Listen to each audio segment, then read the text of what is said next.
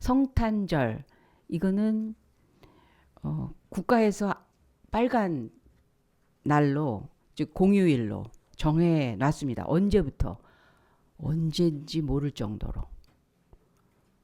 그래서 우리가 놀고 있습니다. 쉬고 있습니다. 휴식을 갖고 있고 모든 일이나 내가 해야 될 의무 책임으로부터 좀 거리를 두고 내 시간을 따로 가질 수 있는 자유를 얻었습니다. 그래서 놀아요. 그래서 신나요. 그래서 우리는 우리 계획을 세워요. 근데 우리가 알듯이 성탄절은 무슨 날이죠? 예수님의 생일이세요. 한 분의 생일인데 국가가 다 쉬래요. 다 놀래요. 다 아무것도 하지 말래요. 근데 우리나라만이 아니고 전 세계에 굉장히 많은 나라가 국경일로 정했어요. 국경일. 엄청난 일이죠. 왜 그런지도 몰라요. 저도 예수님 모를 때부터 성탄절, 크리스마스는 되게 기다렸어요. 너무 좋았어요. 요즘은 방학을 늦게 하지만 옛날에는 뭐 그때는 물론 방학이기도 하고 길거리, 뭐 상점, 음식점, 관광지 다 들썩들썩했어요. 교회를 안 다니는 사람들조차도 굉장히 신나는 날이었어요. 선물 주고받고 산타 할아버지가 곳곳에서 우리한테 웃음을 주고 기대를 갖게 하고 신나는 날이었었어요. 미국의 보스턴에 그 시에서 시청 앞에 성탄 그 축하하는 장식을 했습니다. 우리 보통 그러잖아요. 서울 시청 앞에서도 그런 걸 하잖아요. 추리를 놓고 그러면서 마리아와 요셉이 마국간에 구유에 예수님을 낳아서 놓여놓고 동방박사 3명이 와서 보배 경배 합을 드리고 그리고 목자들이 옆에 서서 또 경배하고 그러는 모형들을 만들어서 갖다 놨어요. 사람들이 보면서 즐기고 감상하고 또 그 의미를 새기고 그러라고. 그런데 오밤중에 누가 몰래 예수님을 훔쳐간 거예요. 이거 실제로 있었던 일이에요. 훔쳐간 거예요. 그래서 그 지역의 신문, 매스컴 방송에서 이야기를 합니다. 예수님을 누가 가져갔는데 도로 갖다 놔주세요. 예수님 없는 성탄 기념. 예수님 없이 그 모든 모형들을 모형들을 갖다 놓는다는 건 사실은 의미가 없거든요. 그 모든 세팅의 주된 주인공은 누구냐면 예수님 때문에. 예수님의 오심을 기념하고 그것을 마음으로 느끼고 상상하고 의미를 새기고 하라고 그게 그 주변이 다 있는 거거든요. 아름다운 모든 조건들을 갖다가 놓은 거는 구유의 누인 예수님을 보라고. 성탄절이라면 예수님이 주인공이에요. 근데 우리는 그 주인공을 지금 어디에 두고 있냐는 거예요. 주인공과 무엇을 하고 있냐는 거예요. 그 생신을 생신을 맞은 그 주님 앞에 우리는 어떤 시간들을 보내고 있는가, 어떤 생각들을 하고 있는가, 어떤 걸 즐기고 있는가, 누가 누구를 축하해 주러 온 건가. 오늘날 성탄절에 대해서 그 의미와 시간과 그리고 모든 조건들을 정말 끊임없이 되새김질하면서 다시 한번 새기고 다시 한번 새기고 그래야 됩니다. 왜냐하면 1년의 마지막을요. 우리는 성탄 축하 예배와 성탄절 기념과 그리고 한 해를 마무리하는 송구영신 예배로 끝을 내거든요. 12월 내내 그 준비예요. 그 이야기예요. 그 내용이에요. 우리가 예전에는 성탄절에 그 칸타타도 했잖아요. 핸델의 메시아를 우리가 찬양하기도 하고 연극을 하기도 하고 하면서 굉장히 분주했습니다. 11월부터 짧게 준비하는 게 11월부터였어요.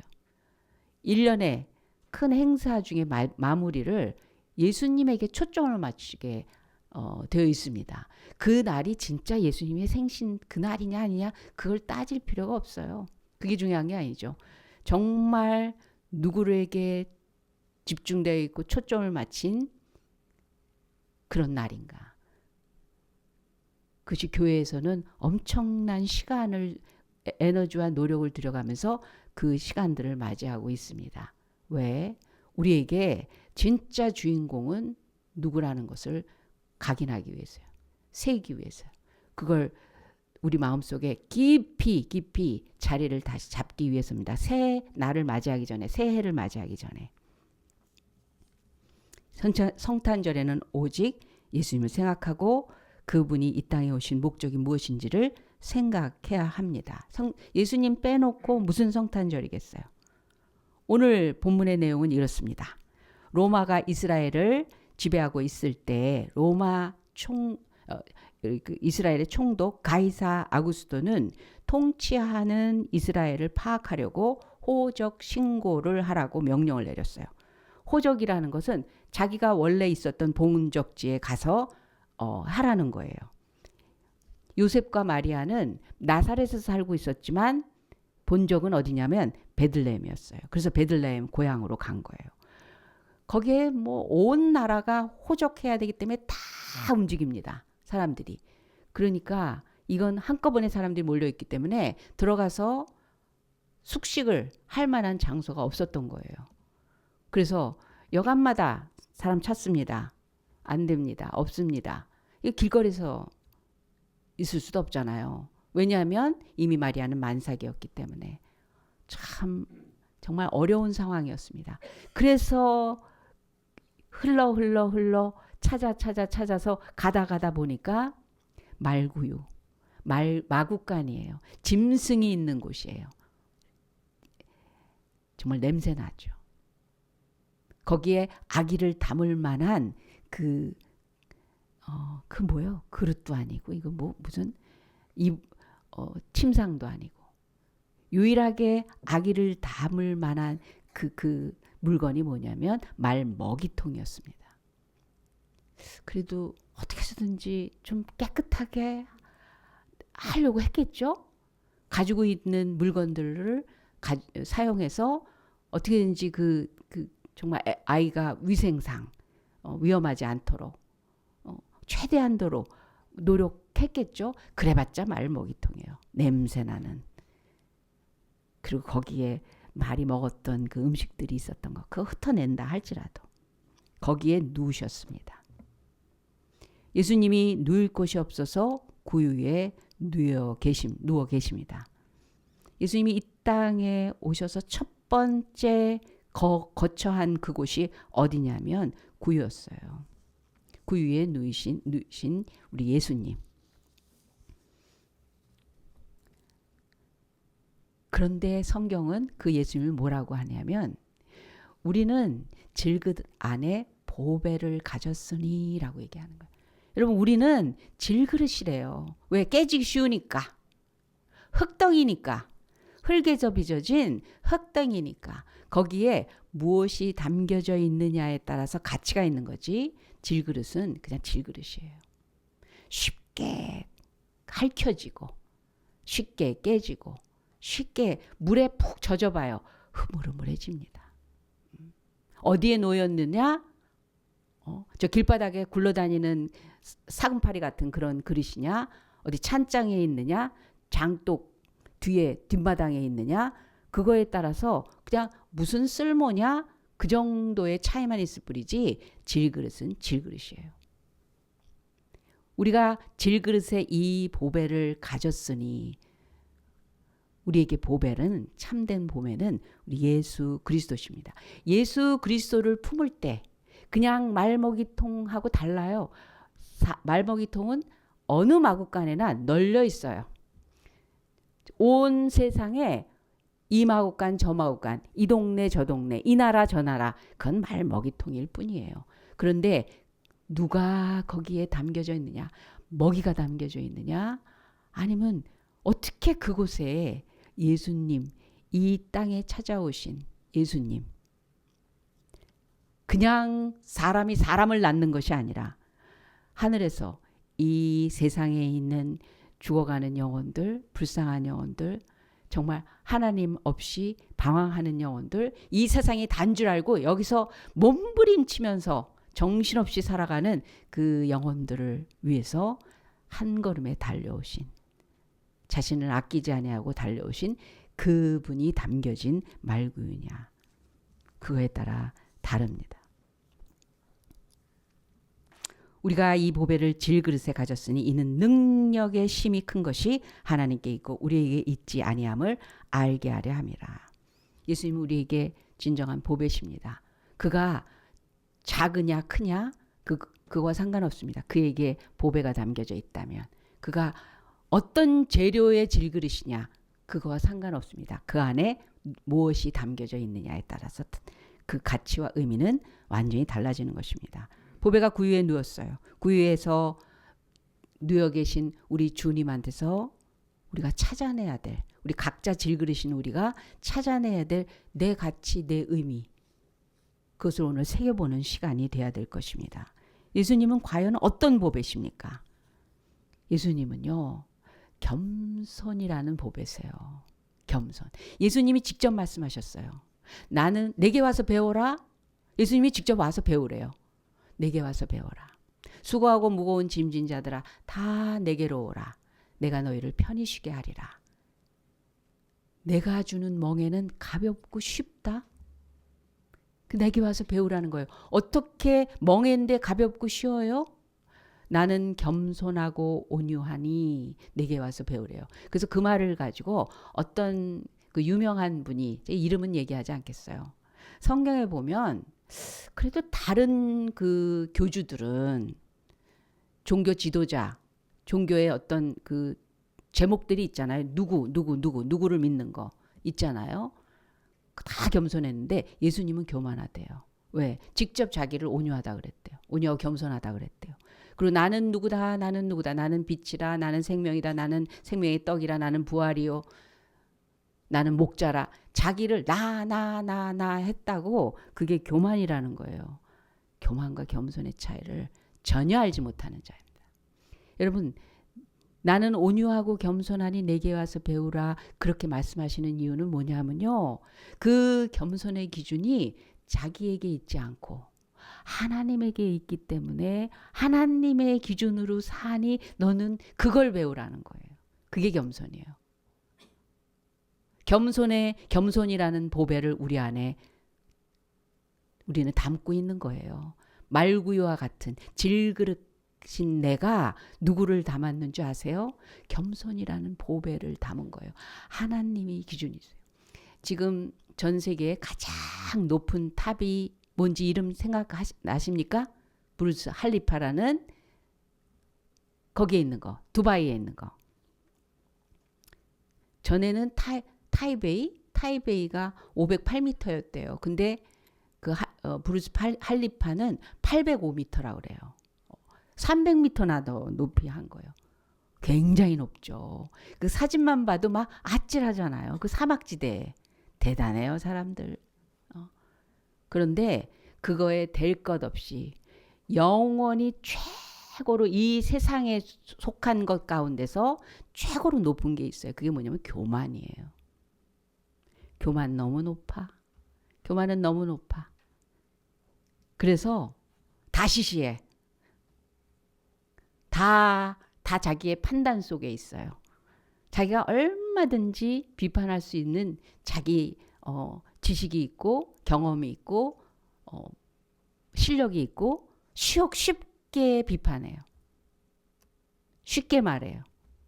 그리고 제일 심각한 건 그렇게 자기가 자기를 자랑하네요. 그 보배를 질그릇에 담은 우리는 자랑할 게 없어요. 최고로 높은 자가 내 안에 찾아오셨는데 질그릇을 뭘 자랑을 해요? 그 희끄무레한 거, 그게 뭐가 그렇게 자랑거리예요? 쉽게 찌그러드는 게 뭐가 자랑거리예요? 조금만이라도 마음이 상하고 삐지고 시들하고 열등하고 잘난 척 했다가 무너지고 과거 상처에 머물러 있고 그런 질그릇을 뭘 자랑거리가 있겠어요. 담아지는 것 요만큼 담아지면 그 정도. 조금 더 담아지면 잘난 척. 누가 나 안 알아주나? 아우, 그거 진짜 우리는 얼마나 그런 거에 연약해요. 생긴 거 가지고. 남은 나를 알아보지도 않는데도 불구하고 내가 어떤 애 남이 나를 어떻게 생각할 거네 그런 거에 연연해 있는 우리 질그릇 쉽게 깨지기 쉬운 질그릇 뭐 자랑할 게 있어요. 교회에서 제일 볼품사나운 게 뭐냐면 마음이 짠한 게 뭐냐면 자기 자랑하는. 어떻게까지 자기 자랑을 하냐면요. 자기는 은혜를 잘 받는 사람이래. 그런 걸 자랑을 하다. 이번에 내가 은혜 받았잖아. 은혜 주신 하나님을 자랑하는 게 아니라 이번에 어떻게 은혜 많이 받았어? 나는 은혜 되게 많이 받았어. 하나님이 나한테 이런 거 주셨어. 저런 거 주셨어. 자기가 받은 게 너무 그게 대단해. 난 무슨 일이 있었고 이런 일이 있었고. 여러분 그 일을 행하신 하나님 앞에 막 정말 아무것도 이 세상에 속한 거는 부럽지 않을 만큼 어마어마한 분이라는 거 그게 대단한 거 아니겠어요? 그분이 내 안에서 나를 차지하고 계신다라는 거. 그분이 보배여서 내가 그분 속에 살아갈 수 있도록 해주시다. 나를 찾아오시다니. 그게 놀라운 은혜 아니겠어요? 그게 겸손입니다. 제가 처음에 은혜 받고 너무 감사한데 우리 집에는 믿는 사람, 내 주변에는 친구고 뭐고 믿는 사람이 1도 없었어요. 하나님 얘기 자꾸 하고 싶은데, 하나님 얘기 자꾸 듣고 싶은데, 교회에 달랑 갔다 온 거 가지고 뭐 부서에 소속도 없고, 저는 교회 조직도 몰랐었어요. 교회만 주일날 왔다 갔다 하고, 그리고 저를 전도해 준 선생님 붙들고 늘어지는 거죠. 그래서 매일 선생님하고 전화하는 거예요. 선생님한테 전화하는 거예요. 믿은 지 얼마 되지 않는데, 선생님 오늘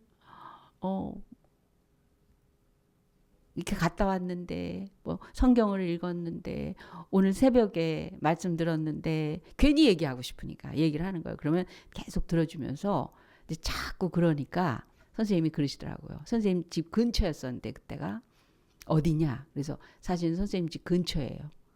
그럼 빨리 와서 너 같이 기도하자. 같이 예배하자. 그리고 너 선생님 제가 근데 기도가 왜 이렇게 어려워요?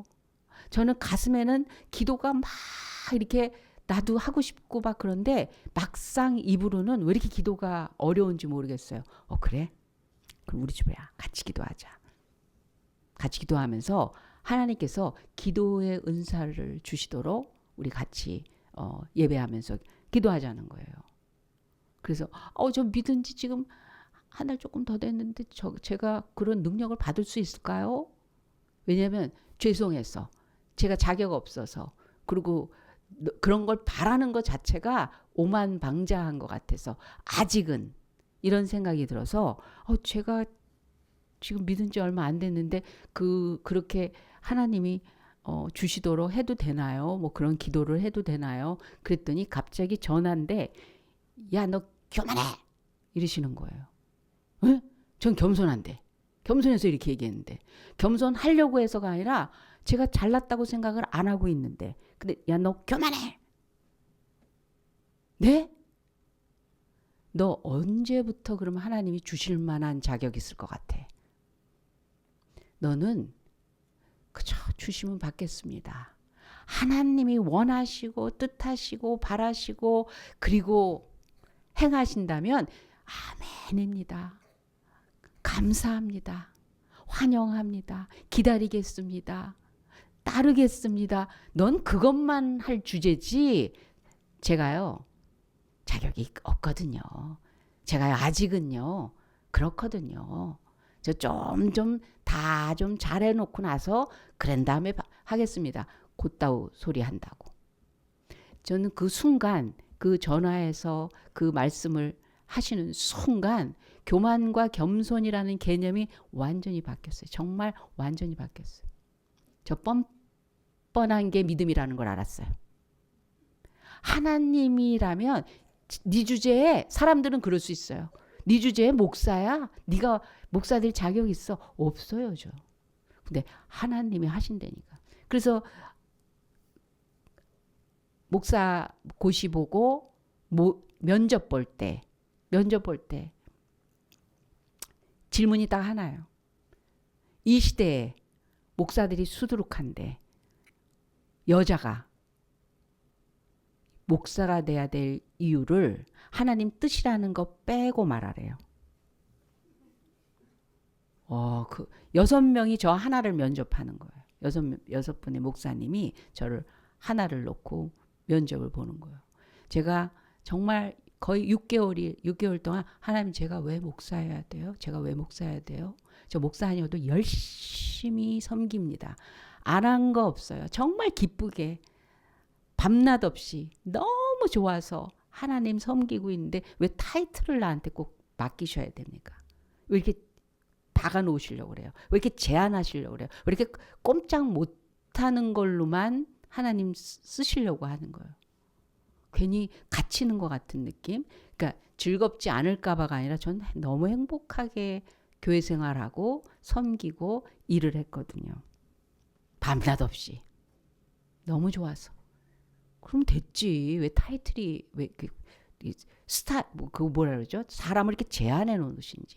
거기만 그렇게만 그걸로 제한해 놓으신지 너무 답답했었어요. 6개월을 씨름하고 나서 하나님이 부르심이 이거였구나. 그런데 그 질문을 하는 거예요. 이 시대에 이렇게 수많은 목사들이 있고 수많은 목사들이 1년에 수천 명씩 나오는데 여자인 당신이, 여자인 너가 왜 꼭 목사여야 되는지 하나님 뜻 빼놓고는 얘기하라는 거예요. 하나님 뜻 빼놓고 내가 할 수 있는 얘기는 딱 하나였어요. 저도 되고 싶습니다 하고 시작한 1분도 1초도 없어요. 어떻게 해요? 이거 무서워서. 자신도 없지만 내가 남의 영혼을 나 하나 하나님 붙들고 가는 것도 나는 내 책임이면 되잖아요. 남의 영혼을 책임지는 거를 하나님 말씀하셨어요. 너는 껍데기만 갖고 와. 되나 안 되나 있나 없나 그게 너한테서 나오지 말아야 된다는 거예요. 내가 한대면 하는 거야. 그거밖에 없다는 거예요. 그러니까 잘해야지. 머리에 쓰는 궁리 내 사업이 아니에요. 내 영업이 아니에요. 내 직장이 아니에요. 달라면 드리는 거예요. 쓰시겠다 그러면 그렇게 아멘인 거예요. 하나님에게 속한 것, 하나님이 원하시는 것, 하나님의 길, 여기에 서 있는 게 그게 겸손이에요. 그 겸손이 보배로 우리 안에 오신 거예요. 그래서 아버지의 뜻대로 되기를 원하나이다. 예수님이 그러셨잖아요. 예수님도 그 고난의 잔을 보시고 원치 않는다고 하셨어요. 3번이나 물리기 원하셨어요. 이 잔을 물리길 원합니다. 내 뜻은 이 잔이 지나가길 원합니다. 이 고난이 지나가길 원합니다. 그러나 아버지의 뜻대로 되기를 원하나이다. 온유하고 겸손은 그건 거예요. 우리는 주님을 자랑하는 거예요. 그래서 하나님이 우리한테 자랑거리한 거예요. 나 하나님의 사랑받았다라는 그 감격이 나를 하나님의 사람으로 만들어서 복되게 하는 그분이 높으신 거지. 나 복받았다? 나 이번에 이렇게 됐다? 나만 사랑하는 것 같은 그런 걸로 내가 얼마나 유명한지 대단한지 훌륭한지 내가 복받았잖아. 그래서 그렇잖아. 거기에 사람들이 하나님이 보입니까? 하나님이 느껴집니까? 하나님을 의지하고 싶습니까? 하나님을 붙드는 힘이 나옵니까? 그렇지 않다면 그 안에 보배가 아니라 그냥 자기가 질그릇이 덜렁 잘났다고 거기에 있는 거죠. 사람들은 질그릇 보고 감동하지 않아요. 그렇구나. 아, 그렇구나. 그럼 또 금수저라서 그렇구나. 아, 너는 흙수저니까 별 볼 일 없구나. 그렇게 알고 끝나요. 거기에 무슨 감동이 있고 놀람이 있고 기적이 있고 새로움이 있고 열기가 있고 변화가 있겠어요. 근데 그 보배를 보면 그 보배가 담겨진 그 질그릇을 보면 그 질그릇을 통해서 그 보배를 경험을 해요. 같이 경험을 해요. 같이. 구유에 놓이신 우리 주님은 우리에게 겸손이라는 보배를 가지고 찾아오신 그런 분입니다. 두 번째로는 구유에 놓이신 보배이신 우리 주님은 어떤 보배냐면 희생이 보배예요. 희생이 보배예요. 아낌없이 대가를 바라지 않고 내어주는 것. 여러분 왜 섭섭하죠? 주님도 섭섭해 하셨어요.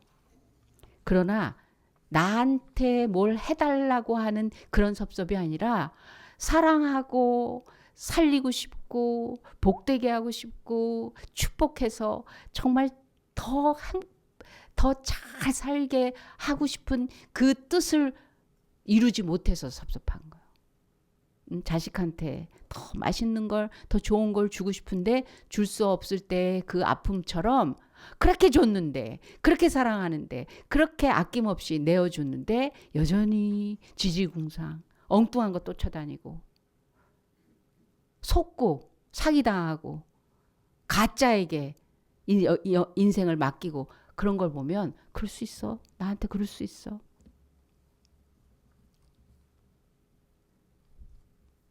희생하는 자는요. 돌아서서 자기가 한 희생을 계산하지 않습니다. 기억하지 않습니다. 그래서 우리 믿는 사람들의 섬김은 그렇게 이쁜 거예요. 그렇게 신기한 거예요. 왜 이렇게 하십니까? 왜 나한테 이렇게 잘해 주십니까? 그런 이야기들을 할 수밖에 없는 거예요. 그 희생의 사랑을 받아본 사람들은. 우리가 예수님한테 꼼짝 못하는 이유는 그분의 희생이 너무 귀하고 아름다워서 그런 거예요. 그게 잘했다의 희생이 아닌 거예요. 많이 했다의 희생이 아닌 거예요. 어떻게 이렇게까지 하실 수 있습니까? 대가를 바라지 않고 그대로 여전히 아픔을 그냥 감당하시면서 여전히 속아주시면서 여전히 계속 기다리시면서 여전히 푸대접 받으시면서 그래도 옆에서 같이 웃고 같이 울고 기다리고 언젠가는 이 마음 아실 걸 아시고 주님의 마음을 아실 걸 아시고 너희는 예수의 마음을 가지라. 예수의 마음을 품으라. 그는 하나님의 본체시나 하나님이라 여김을 원하시지 아니하시고 우리를 위해서 인간의 몸을 가지시고 오시신 분이시다 말씀하시는 거예요. 그분은 하나님 그분 자체시라는 거예요. 그럼에도 불구하고 수준을 우리처럼 우리랑 만만해 주시겠다고 오신 분이라는 거예요. 그러려니까 온갖 희생을 다해야 돼요. 우리 시시하게 여기는 사람이 나한테 와서 찝쩍거린다고 생각을 해보세요. 피하잖아요. 별 볼 일 없는 정말 초라하고 엉망진창 남들이 우습게 여기는 사람이 나 좋다고 해도 몸서리를 쳤는데 어떤 분이 좀 장애가 있었어요. 그런데 어떤 자매를 좋아하는 거예요. 그랬더니 그 자매 어머니가 그러는 거예요. 자기 딸한테 야 너 기도 많이 해야 되겠더라. 제가 너 좋아한다니까 너 잘못하면 쟤랑 결혼하겠다. 제가 그 말 듣고 이분 믿는 분 맞나. 기도가 뭔데. 기도가 뭔데. 손해보길 그렇게 싫어하는 거예요. 아까운 거예요. 나보다 못한 사람이라고 생각하면 절대로 같이 있고 싶지도 않은 거예요. 우리 하나님이 나한테 오셨는데 왜 나는 왜 이렇게 하나님보다 높아서 나는 절대로 그거 안 합니다. 나는 옛날에 이 정도로 살았는데 지금에 와서 내가 그거보다 못한 사람들하고 같이 어울리라고요. 예수님은 죄인들과 함께 나와 함께 못난 사람들 속에서 사람들의 손가락질 받는 삭개오와 함께 그 집에 가고 문둥병자 나사로의 집에 막달라 마리아 세상에서 진짜 천한 수준의 사람들에게 은혜 베푸시기를, 기뻐하시기를, 칭찬하시기를 아끼지 않으셨어요. 작은 거 하나 보고도. 그런데 나더러 뭐 무슨 어디 가서 뭐 하라고?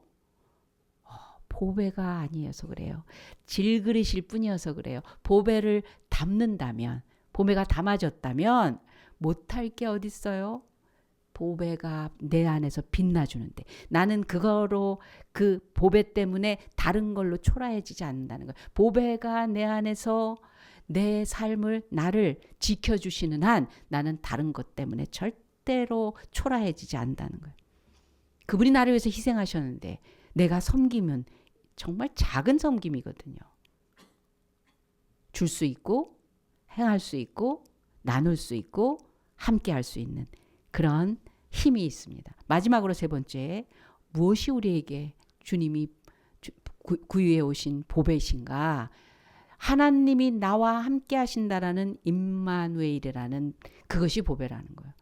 여러분, 임마누엘이라는 뜻은 하나님이 나와 함께 하신다라는 그 뜻은 뭐냐면 뻔하지 않다라는 거예요. 뻔하게 살지 않는다는 거예요. 화났는데 화를 내는 게 뻔한 거예요. 속상한데 짜증나는 거 뻔한 거예요. 돈을 벌었으면 이거 내 거야. 누가 내 걸 건드려. 이걸 왜 남한테 줘. 내 거 잘 지키고 잘 살고 나 잘 먹고 나 좋은 거 있고 내 자식 편하게 해주고 그러면 된 거지. 뭘 생각을 해. 그 지가 지 문제지. 이거 뻔한 거예요. 당연한 거예요. 상식이에요. 근데 임마누엘 보배를 안에 품은 사람은요. 그렇게 살 수가 없어요. 그렇게 살 수가 없어요. 그렇게 볼 수가 없어요. 그렇게 들을 수가 없어요. 그렇게 말할 수가 없어요. 뒤에 가서 남의 어떤 약점이 있나 그래서 자꾸 캐고 싶은 그런 호기심 가지고 인터넷에 뜬 거 가지고 막 그게 무슨 정보 그 대단한 소식이냐. 그렇대 이렇게 살 수가 없어요. 하나님이 우리와 함께 하시는 나와 함께 하시는 그 보배를 나라는 질그릇에 담고 있다면 보이는 게 다릅니다. 들리는 게 다릅니다. 그래서 이 안에 솟아나오는 말이 다른 거예요. 행동이 달라질 수밖에 없는 것입니다. 성탄절은 예수께서 우리와 항상 함께 하시기 위해서 이 땅에 오신 날입니다. 거룩하신 우리 하나님께서 낮고 천하고 냄새나고 추한 죄인들과 함께 하신다는 그 기적 같은 은혜가 놀랍지 않습니까? 이것이 구유에서 우리가 캐내야 될 보배입니다. 성탄절 주인공 예수님입니다. 성탄절은 하루가 아닙니다. 매일매일이 성탄절입니다. 그 주인공이신 예수님 우리 안에서 보배로 마음껏 보배이신 것을 드러내게 하는 그런 질그릇으로 겸손하며 또한 섬기며 그리고 우리와 함께 하신 하나님을 자랑하는 그런 믿음의 주인공들 되시기를 예수님의 이름으로 축원합니다. 아멘. 하나님 아버지 감사합니다. 주님의 은혜 감사합니다. 주님의 사랑 감사합니다. 주님이 주인이십니다. 주인공이십니다. 영원한 우리의 통치자십니다. 주님 마음껏 우리의 인생 속에서 역사하시고 보배로우신 주님의 그 영광을 나타내 주시옵소서. 감사하며 예수님의 이름으로 기도합니다. 아멘. 지금은 우리 구주 예수 그리스도의 은혜와 하나님 아버지의 극진하신 사랑 많으심과 성령 하나님의 감화 감동 역사하심이 보배로 찾아오신 주님을 심령 속에 담아 그 보배 그 귀하심을 믿음으로 보고 듣고 말하고 그 보배의 소중함을 주님 오시는 그날까지 잘 지키고 그 보배를 전하고 보배를 나누고 그래서 이 세상의 어둠 속에 빛으로 그리고 썩어가는 세상 속에 소금으로 살고자 작정한 우리 새롭게 성도들과 오늘 예배자 머리 위에 그 가정과 하는 일 위에 지금부터 영원까지 함께 하실지어다. 아멘.